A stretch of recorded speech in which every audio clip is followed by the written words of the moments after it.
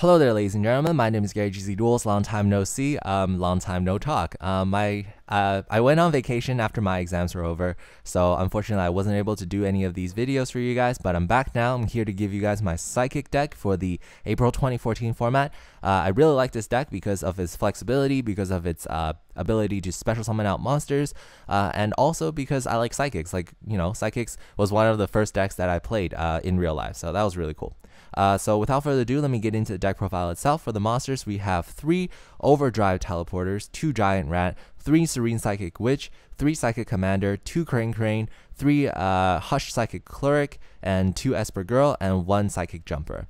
For the spells, we have 2 Creatures Swap, 3 Upstart Goblin, 3 Pot of Duality, 2 Mystical Space Typhoon, 1 Book of Moon, 3 Emergency Teleport. For the traps, we have 1 Bottomless Trap Hole, 2 Mirror Force, 1 Compulsory Evacuation, 2 Phoenix Chain, and 1 Solemn Warning.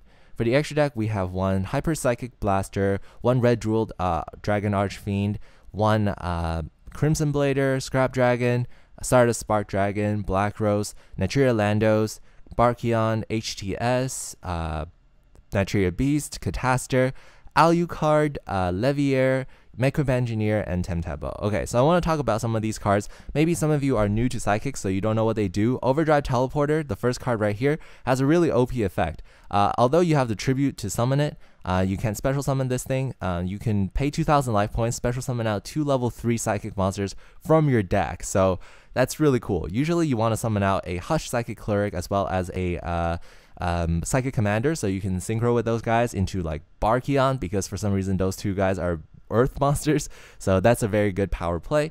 You also want to have like Hush Psychic Cleric's effect, because its effect, if you discard 1 card, you can banish 1 Psychic monster from your graveyard, and then you can get that Psychic monster back once the Hush Psychic Cleric leaves the field. So if you synchro with it, it leaves the field, you can bring back an extra monster.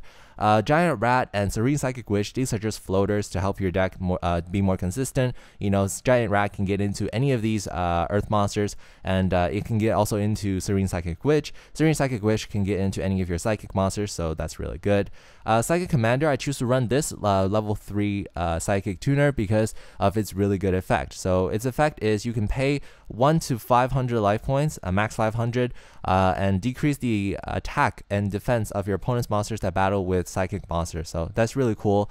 You can potentially make this Psychic Commander battle against a 1,900 monster and win. So if your opponent has a Thunder King, you can crash into Thunder King with Psychic Commander at the cost of 500 life points. So it's flexible that way. Also, because it's a rank level 3, it's a Psychic Earth Tuner, so you can use it to go for Barkion, you can use it to go to Landos, so that's really good as well. Also, Crane, it has really great synergy with this. You want to have Crane, you can bring back your Psychic Commander, and then you can go for instant level 6 Synchro or rank 3 XYZ. Her Hush Psychic Cleric, I already went through its effect. Its effect is really good. It's like a monster reborn for Psychic monsters, and that's any Psychic monster. So if you happen to summon out someone like Hyper Psychic Blaster and it happens to die in the graveyard, you can discard 1 card, banish your Hyper Psychic Blaster, and then when your Hush Psychic Cleric dies, your Hyper Psychic Blaster comes back to life. So that's really cool.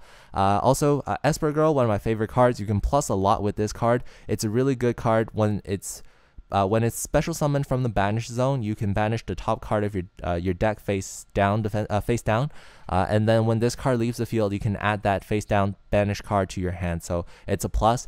It's really good when you're using it in combination with the Serene Psychic Witch and with the Hush Psychic Cleric.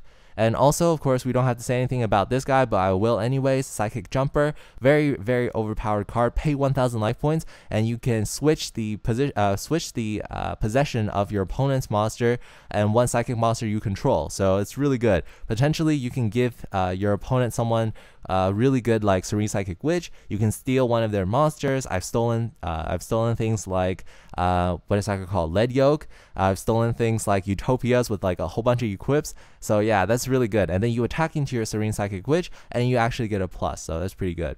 For the spell cards, we run creature swaps, right? Because they're, you have a lot of floaters, you don't mind giving away. These draw cards are mainly here in order to make your deck more consistent. Your power plays are most likely your Overdrive Teleporter and also your Crane. You want to get into these cards. In the early game, you want to use your floaters to tank, so you don't mind giving them a couple of thousand life points, as long as at the end game you can summon out a bunch of XYZs and Synchros that will control the field. You also don't mind not special summoning for a turn when you use Power Duality, because you have these floaters. You can just set them out in defense position, set a whole bunch of traps, use Power Duality, nothing interferes with your thing, and then next turn you can potentially go into an Overdrive Teleporter. So that's a lot of synergy with that.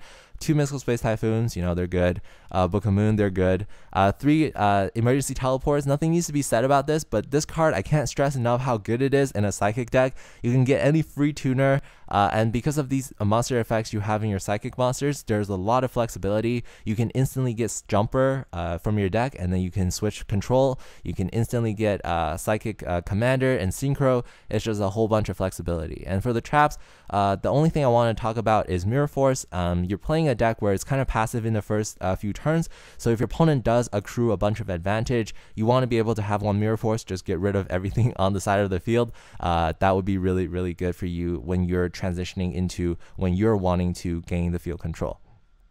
Okay, yeah, that's it. I don't really have anything else to say about the extra deck. These extra deck things you'll always go for are Barkion and also your Stardust Spark Dragon to protect your Barkion. It's very easy to do that when you have Teleporter and Esper Girl.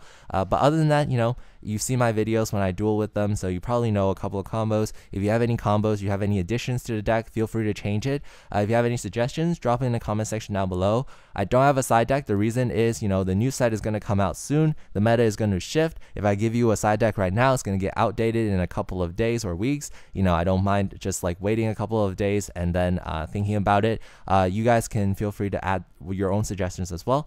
This is gzduel signing out.